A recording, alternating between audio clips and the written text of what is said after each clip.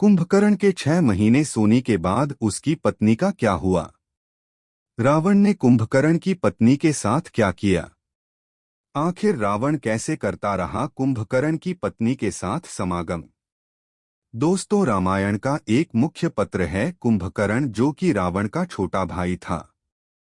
रावण इतना विशाल और भयंकर था कि एक दिन में कई गांवों का भोजन वह अकेला ही खा जाता था।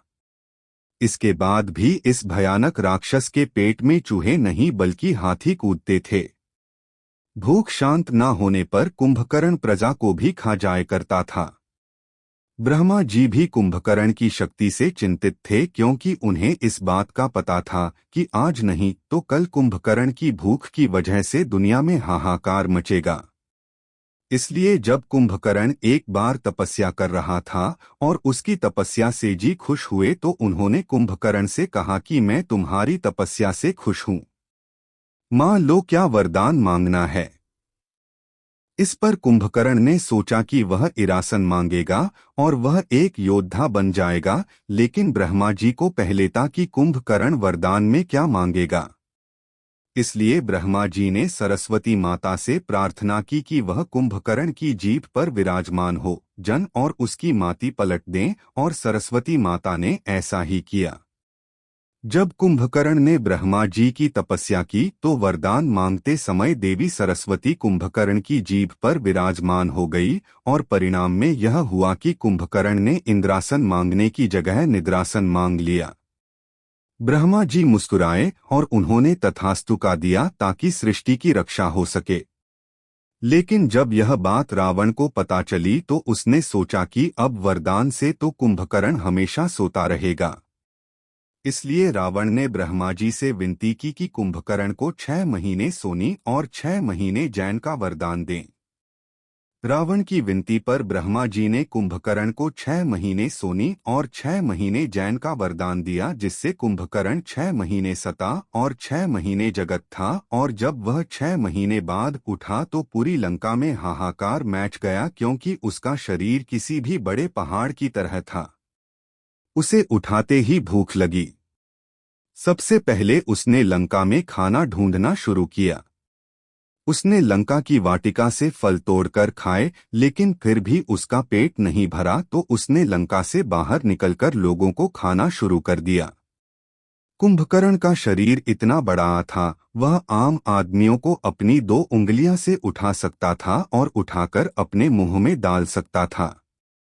दोस्तों, जब रावण ने मंदोदरी से शादी की तो उसके बाद उसने दैत्य बलि से अपने भाई कुंभकर्ण के लिए उनके यहाँ रहने वाली एक कन्या ब्रजबाला का हाथ मांगा।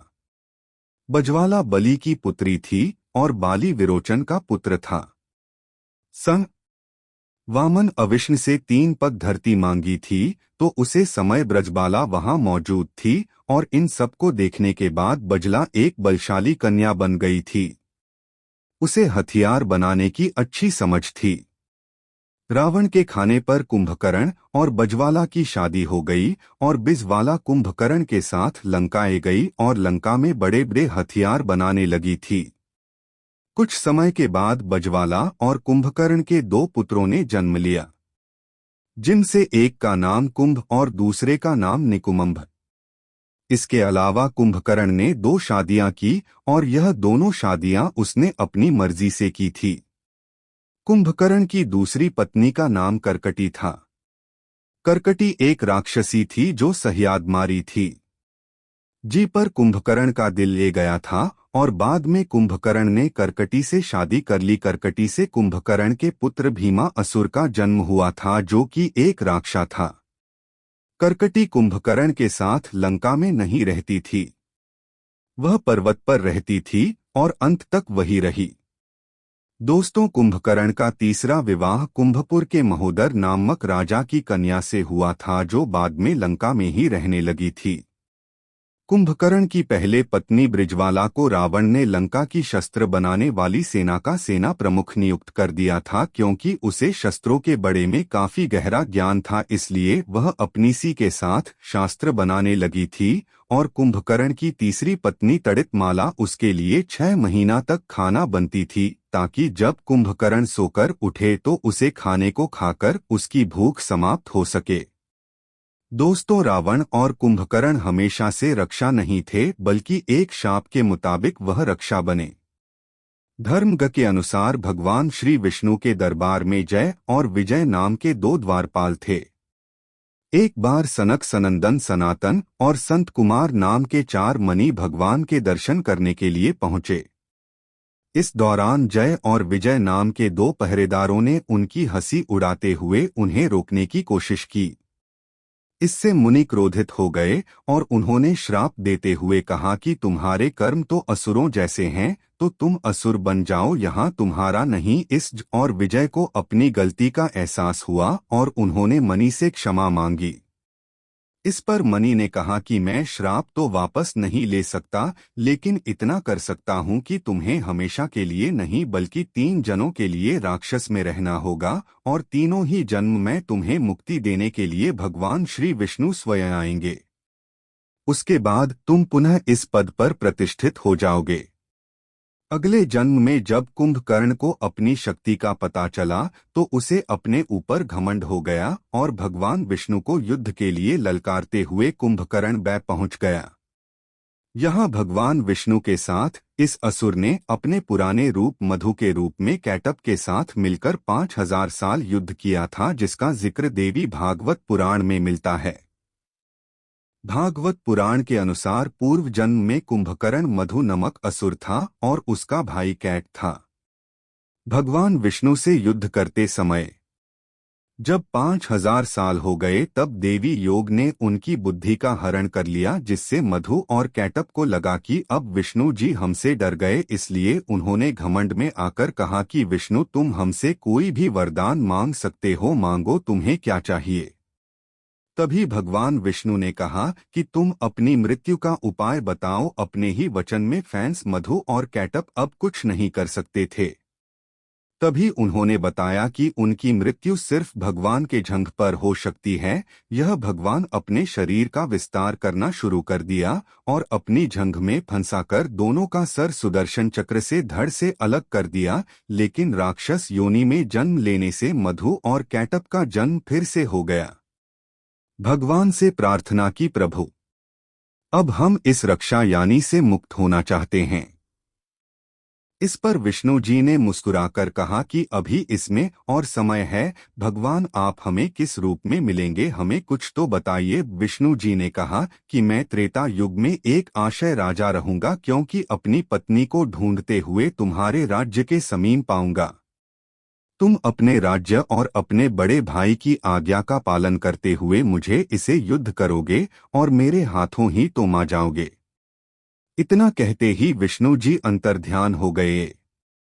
दोस्तों, कुंभकर्ण को कुंभकर्ण बनने का वरदान विष्णु जी ने उसको पिछले जन्म में ही दे दिया था। त्रेता युग के समय रामायण में भी कुंभकर्ण के होने का उल्लेख मिलता है। असल में आश के शराब के अनुसार कुंभकर्ण जंगल में भटक रहा था। उसी समय वहां पर विष्णु के रूप में एक चरवाहा आया, जिसकी कुंभकर्ण से लड़ाई होने लगी। कुंभकर्ण इतना बलशाली विष्णु जी से हार मानने का नाम ही नहीं ले रहा था और कुंभकर्ण ने विष्णु जी से एक लंबाई युद्ध किया। जब विष्णु जी ने देखा कि कुंभकर्ण हार नहीं मार रहा, तभी विष्णु जी ने असली रूप में आकर अचानक उसका हाथ पकड़ लिया। तभी उसने भगवान से कहा कि भगवान, आपने ही ने कहा था कि आप रक्षा यानी से मुक्त करेंगे, इसलिए मैं आपको ढूंढते हुए जंगल में भटक रहा हूँ। उस समय भगवान विष्णु ने कहा कि तुम मुझे मत ढूंढो, जब समय आएगा तब तक मैं खुद तुम तक पहुँच जाऊंगा। उसके बाद ही भगवान विष्णु श्री राम का अवतार लिया और अयोध्या को धन किया। दोस्तों, कुंभकर्ण के बड़े में कहा पता था श्री राम कब लंका में आकर उसका उद्धार करेंगे, लेकिन अपने उद्धार से पहले उसने अपने भाई होने का फर्ज भी निभाया।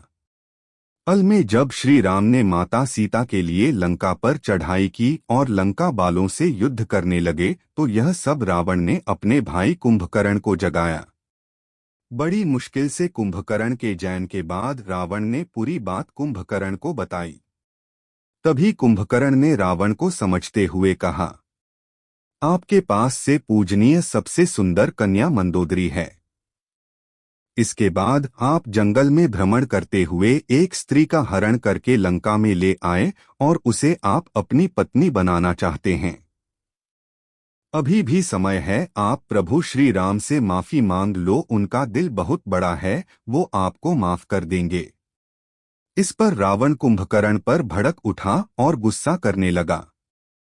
बदले में कुंभकर्ण ने रावण से कहा कि मैं तो आपको समझ रहा था, लेकिन कोई बात नहीं, एक छोटे भाई का धर्म है कि वो बड़े भाई की आज्ञा पालनपुर करें। आप जैसा ही बोलेंगे मैं वैसा ही करूंगा, चाहे इसके लिए मुझे अपनी जान ही क्यों ना देनी पड़े। और यह बोलकर कुंभकर्ण अगले दिन रणभूमि में कूद पड़ा। रणभूमि में पहुंचने ही कुंभकर्ण ने वहां पर हाहाकार मचा दिया। उसने प्रभु राम की सी को तीतर भीतर कर दिया। ना जान कितने ही वानर मार दिए। जब यह राम जी ने देखा तो उन्होंने कुंभकर्ण की तरफ अपना धनुष बाण चलाया और अपने बाण से उसका उद्धार कर दिया। कुंभकर्ण के करने के बाद रावण दुखी था।